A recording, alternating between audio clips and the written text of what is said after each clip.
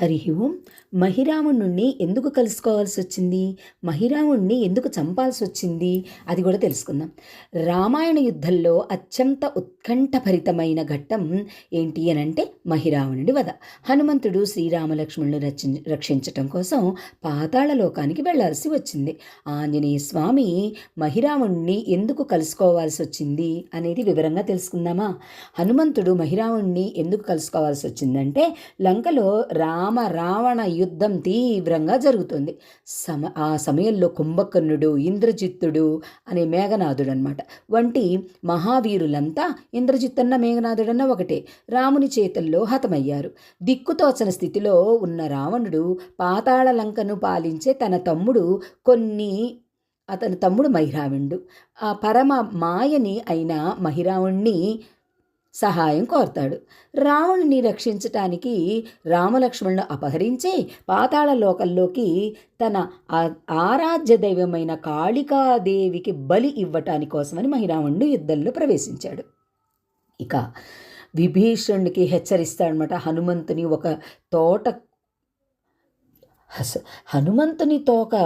కోట మహిరావణుని మహామాయవి అని ఏ రూపంలోనైనా సరే రాగలడని విభీషణుడు రావణుని హెచ్చరించాడు. దాంతో హనుమంతుడు ఆ తోకను ఒక పెద్ద కోటలాగా చుట్టి దాని మధ్యలో రామలక్ష్మణులు ఉంచి రక్షణగా నిలబడ్డాడు.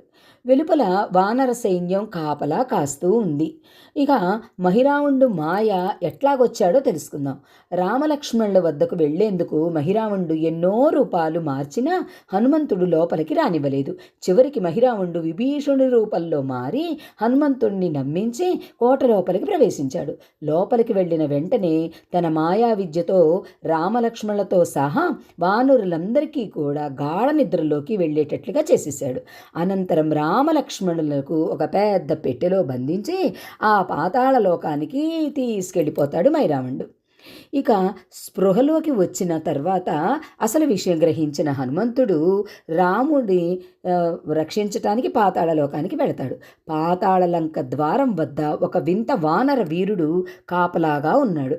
అతని పేరు మకరధ్వజుడనమాట. లంకను దహనం చేసినప్పుడు హనుమంతుని స్వేదబిందువు చెమట చుక్కగా సముద్రంలో ఒక చేప నోట్లో పడటం వల్ల అతను జన్మించాడు. అంటే అతను హనుమంతుని కుమారుడే కదా. తండ్రి కొడుకుల మధ్య తీవ్ర యుద్ధం జరుగుతుంది. చివరికి హనుమంతుడు మకరధ్వజుణ్ణి బంధించి లోపలికి వెళతాడు. ఇంకా పంచముఖ ఆంజనేయ స్వామి అవతారంలో మహిరావణుడు వధ ఎట్లా జరిగిందంటే, పాతాళంలో మహిరావణుడు రామలక్ష్మణుడు కాళికాదేవి ఆలయంలో బలి ఇవ్వటానికి సిద్ధం చేశాడు.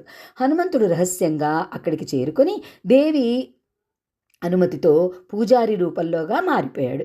మహిరావణుడు ప్రాణాలు పాతాళంలో 5 వేర్వేరు దిక్కుల్లో ఉన్న 5 దీపాల్లో ఉంచేశాడు. దాగి ఉన్నది. ఇప్పుడు హనుమంతుడు 5 దీపాల్లో ఉన్నాడు. ఆ 5ంటిని ఒకేసారి ఆర్పితేనే అతడు మరణిస్తాడు.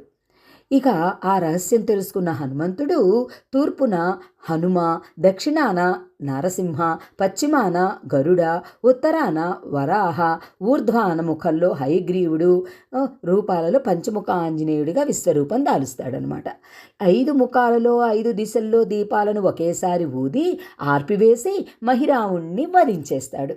రామలక్ష్మణుని సురక్షితంగా రక్షిస్తాడు.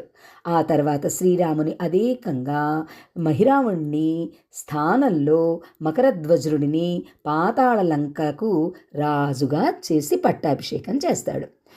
శ్రీరాముని ఆదేశం మేరకు మహిరావణుడి స్థానంలో మకరధ్వజుడిని పాతాళ లంకకు రాజుగా చేస్తాడు. ఈ అద్భుతమైన కథ మనము పంచముఖ రూపాల్లో విశేషంగా మనం తెలుసుకోవచ్చు. హరి ఓం. ఇప్పుడు హనుమంతుని తలపైన కూర్చున్న శనిదేవుడి గురించి తెలుసుకుందాం. రామసేతు లంకకు వారధి. నిర్మాణ సమయంలో శనిదేవుడు హనుమంతుణ్ణి పట్టుకోవడానికి వచ్చాడు. శనిదేవుడు వచ్చి, మారుతి, నా కాలచక్ర ప్రకారం నిన్ను 7.5 సంవత్సరాలు పీడించాల్సి ఉంటుంది అన్నాడు. దానికి హనుమంతుడు, నేను రామకార్యంలో నిమగ్నమై ఉన్నాను కాబట్టి నువ్వు నా తలపైన కూర్చో అన్నాడు. శనిదేవుడు సంతోషంగా హనుమంతుని తలపైన కూర్చున్నాడు. వెంటనే హనుమంతుడు రామనామం జపిస్తూ అతి పెద్ద బండరాళ్లను, కొండలను ఎత్తి తన పైన పెట్టుకోవటం ప్రారంభించాడు.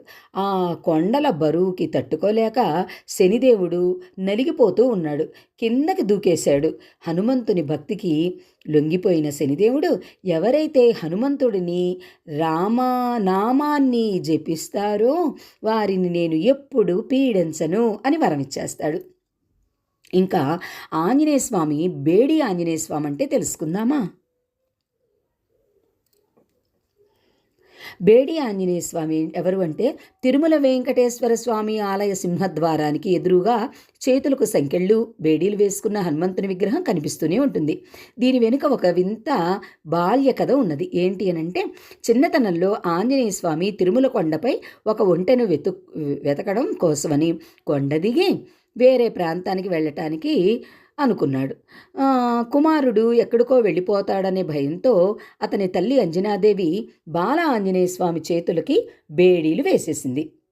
తాను తిరిగి వచ్చే వరకు ఇక్కడే ఉండమని ఆజ్ఞాపించింది. ఆ తర్వాత ఆమె ఆకాశగంగ ప్రాంతంలో తపస్సు చేసుకోవటానికి వెళ్ళిపోయింది. తిరిగి రాలేదని నమ్ముతారు కదా.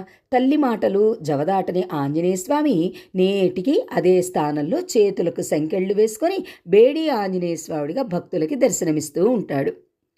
ఇక సాధారణంగా దేవుళ్లకు సింహము, గరుడు, ఎలుక వంటి వాహనాలు ఉంటాయి. కానీ పరాశుర సంహిత అనే గ్రంథంలో మాత్రం ఇలా చెప్పబడ్డది. ఒంటె అనేది అత్యంత ఓర్పు, క్రమశిక్షణ మరియు కష్టాలను తట్టుకునే శక్తికి ప్రతీక. హనుమంతుడు కూడా అపారమైన ధైర్యము, ఓర్పు కలవాడు కాబట్టి ఆయనకి ఒంటె వాహనం మారింది. అందుకే ఉత్తర భారతదేశంలో కొన్ని చోట్ల స్వామివారు ఒంటిపైన కూర్చున్న విగ్రహాలు మనకి కనిపిస్తూనే ఉంటాయి.